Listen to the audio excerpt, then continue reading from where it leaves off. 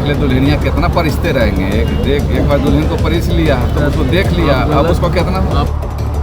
इससे वजीरगंज विधानसभा में जो इन दोनों ने जंगल राज बनाया हुआ है, इस जंगल राज को हटाना है। वजीरगंज के समृद्धि का द्वार खोलने के लिए हाथी आया है और बहन मायावती जी के आशीर्वाद से ये दोनों प्रत्याशी 9-2-11 हो जाएंगे और 14 तारीख के रिजल्ट का इंतजार यहाँ की जनता नहीं करेगी। NBC 24 देख रहे हैं आप और मैं आप सबके साथ स्वीटी शर्मा। वजीरगंज विधानसभा से बीएसपी उम्मीदवार चितरंजन कुमार उर्फ चिंटू भैया ने आज रोड शो के माध्यम से अपनी ताकत दिखाई। ये रोड शो मानपुर के भुसंडा मैदान से निकलकर मुफसिल मोड़, मेहता मोड़ होते हुए पूरे वजीरगंज विधानसभा में हुई। इस रोड शो में सैकड़ों मोटरसाइकिल सहित 4 पहिया वाहन शामिल थे।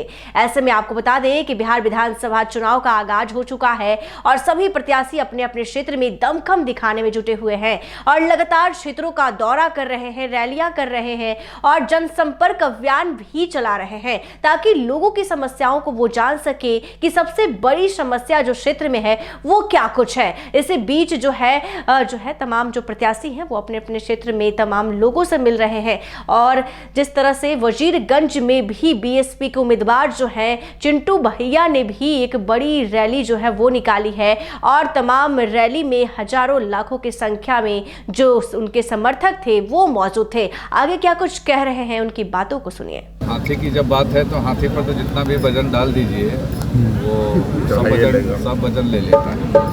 हाथी मस्त है और विरोधी सब मस्त है। आप जानते हैं कि हाथी जंगल का इंजीनियर कहा जाता है। तो इससे वजीरगंज विधानसभा में जो इन दोनों ने जंगल राज बनाया हुआ है, इस जंगल राज को हटाना है। और यहाँ इस बार क्या है, इस बार पार्टी नहीं प्रत्याशी पर विचार हो रहा है। हमारे अभिभावक ने कहा कि यहाँ पार्टी नहीं, पार्टी या पौआ नहीं, इस बार चिंटू भैया पर बात हो रही है। इससे प्रत्याशी का चुनाव करना है वजीरगंज विधानसभा की यहाँ की महान जनता को। क्या कहना चाहेंगे अब अपनी जनता से? मैं ये कहना चाहता हूँ कि आदरणीय हेलो चला मत दिएगा, खोलो पोल, क्योंकि बहुजनों के पास ढोल होता है। हम लोग ढोल बजा रहे हैं और इन दोनों का पोल खोल रहे हैं क्योंकि इनको एक को 10 साल मौका मिला, एक को 5 साल मौका मिला। तो दोनों लोग तो देखा हुआ है और देख ले दुल्हनिया कितना परिश्ते रहेंगे। एक बार दुल्हन को परिश लिया तो उसको देख लिया, अब उसको कितना। आप गलत युवा है, युवाओं का फौज आपके साथ चल रही है, तो अंजाम क्या होगा? अंजाम तो देखिए, हाथी से जो भी भिड़ा है आज तक उसका अंजाम तो यही होता है कि वो कुचला ही जाता है, मसला ही जाता है। और हाथी क्या है, सौभाग्य का प्रतीक है। पहले आप देखते होंगे तो पुराने घरों में जब खपड़े का भी मकान होता था तो हाथी जरूर रखा जाता था। आज भी जाएंगे समृद्ध घरों में तो समृद्ध लोग हाथी रखते थे।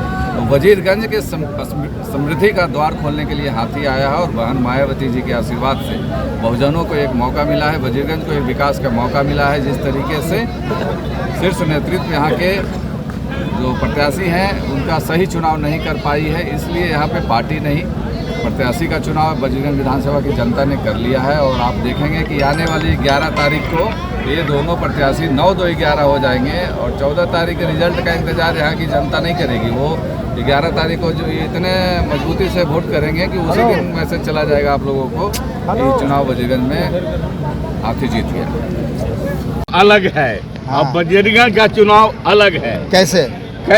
वजीरगंज में न इंडिया के नेता बढ़िया उम्मीदवार दिए और न इंडिया के नेता उम्मीदवार दिए हैं। इसलिए यहाँ के जनता ठान लिया है कि एक को देखा 30 साल, दूसरे को 10 साल, अब तीसरे को चुनना है। काहे जो लोग बीमार पड़ते हैं तो एक डॉक्टर से इलाज सही नहीं होता है तो दूसरे ही जाते हैं। इसलिए वजीरगंज के जनता ने ठान लिया है कि अभी तीसरे उम्मीदवार को जिताएंगे और हाथी छाप पर बटन दबाएंगे। आपने क्यों मन बनाया कि चलो भाई चित्तू भैया को ही समर्थन दिया जाए? हमने मन बनाया कि उम्मीदवार है, युवा है, संघर्षशील है, लगातार 15 साल से इस क्षेत्र में संघर्ष कर रहे हैं और दोनों को मैंने देखा है, दोनों को जिताया है, लेकिन दोनों के कर्मों को भी मैंने देखा है कि कोई काम का नहीं। चुनाव भर खाली दलित पिछड़ा के हाथ पहुँचते हैं और उसके बाद लात मार के तीनों सबके भगाने का काम करते हैं। आप भी काफ़ी अनुभवी हैं, चुनाव लड़ चुके हैं, तो क्या मैसेज देना चाहेंगे जनता को, क्षेत्र की जनता को? मैं मैसेज देना ही चाहता हूँ कि मात्र 5 साल का समय मैं चितरंजन जी के लिए मांग ले हूँ। अगर आप खरा नहीं उतरेंगे तो मैं जनता पर छोड़ दूंगा। पूरा परिचय दीजिए। मेरा परिचय किसान मजदूर नेता कमलेश कुमार वर्मा।